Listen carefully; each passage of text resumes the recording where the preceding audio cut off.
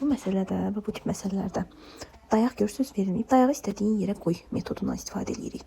Və burada baxıram ki, hansını verib, hansı soruşur. Yəni mənə lazım olmayan yükün altına dayağı gətirib qoya bilərəm. Bizdə soruşur ipin gərilmə qüvvəsini. Bu birinci cismin çəkisini verib 10 Newton və bu ikinci cisim var və bu.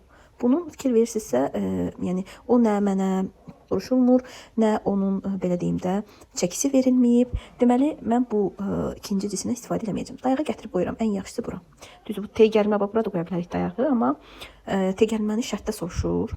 P də var, ondan istifadə edə bilərəm, amma bu nə yoxdur, nə də məndən şərtdə soruşmur deyə bundan istifadə eləmirəm. Dayağı hara qoyuruşuqsa, momenti və sıfırlanır. Belə yazaq. Artıq dayaqdan etibarən mən linkin tarazlıq şərtini yaza bilərəm.